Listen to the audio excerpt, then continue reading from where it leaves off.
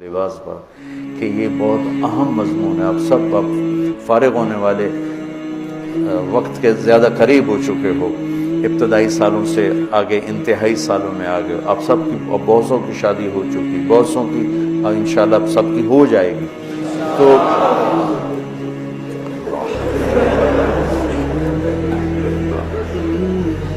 مولویوں نے شوق چڑھے ہے شادی.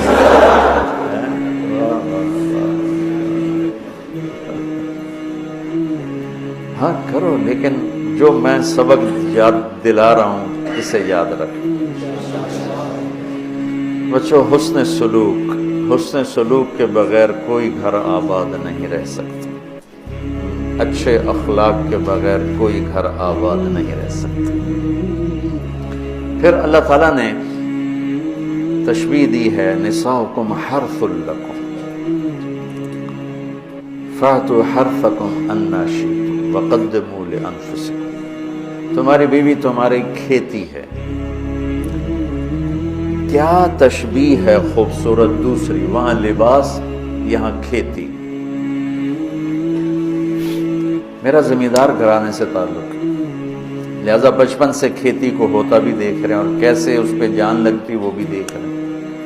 میں نے فزیکلی زندگی میں 4 مہینے زمیندارہ کروایا تھا 1984، یعنی پورے پروسیس سے گزرا جیسے ایک مزدور کرتا ہے، ایسے اپنے مزدوروں کے ساتھ مل کر. کتنی خوبصورت تشبیہ ہے. فصل کو ڈنڈے مارتے ہیں، کپاس کو دیکھا کوئی ذمہ دار ڈنڈوں سے کوٹ رہا ہو یا گالیاں دے رہا ہو. آم کے پودے کو لتر مارو تو پھل ہی نہیں دیتا، تیری بلانے دی.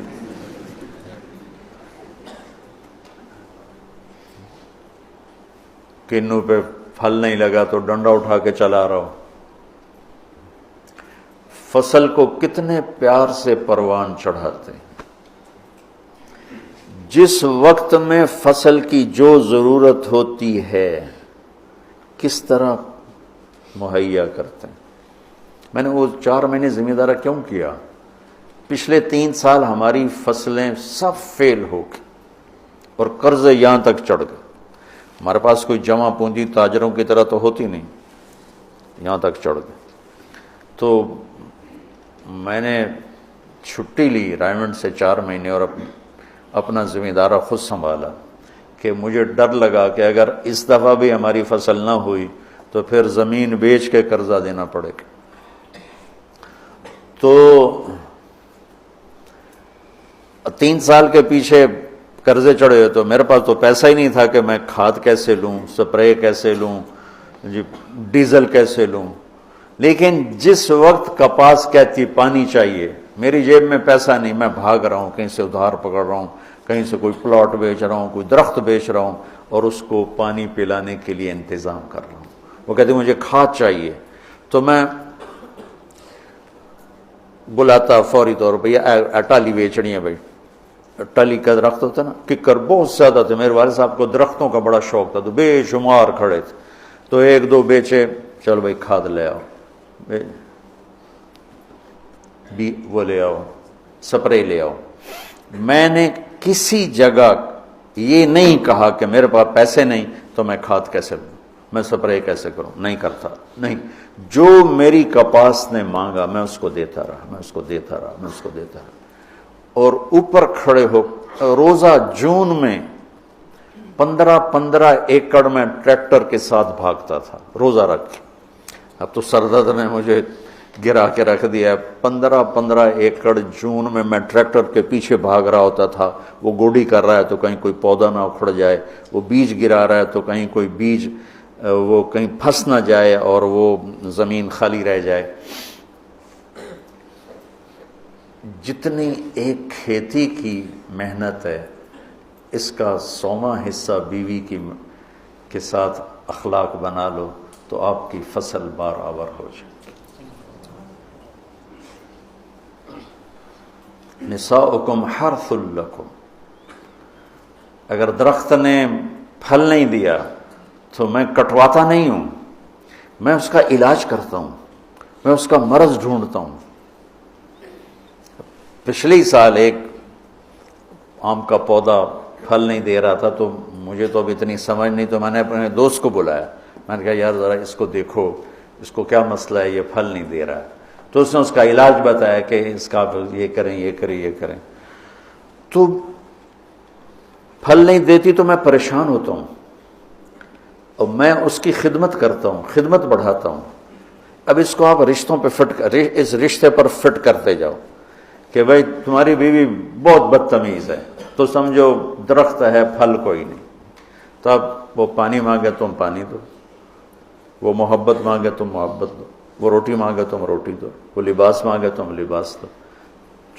چونکہ محبت ایک اتنا بڑا جادو ہے کہ ساری دنیا کے جادوؤں کا توڑ موجود ہے، محبت کے جادو کا توڑ کوئی نہیں۔ بادن ہوا کا صبرت ام لم تصبرا وبکاک ان لم یجر دمعک او جرا امر الفؤاد لسانہ وجفونہ فکتمنہ وکفا بجسمک مخبرا۔ محبت کا جادو سر چڑھ کے بولتا ہے۔ پھر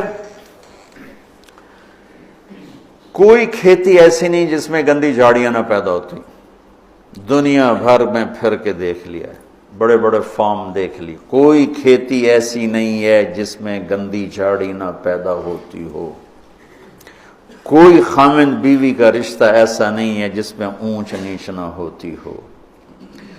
ہم فصل کو بچاتے ہیں اور گندی جھاڑیوں کو نکالتے ہیں، اور گندی جھاڑیاں خود پیدا ہوتی ہیں اور فصل کو پیدا کرنا پڑتا ہے۔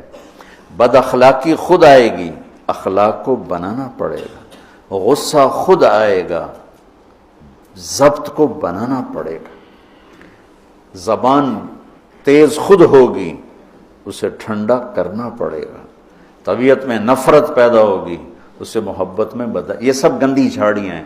خامند اور بیوی کھیتی سے تشبیہ ہے، تو زمین کیا ہے؟ دل ہے، اور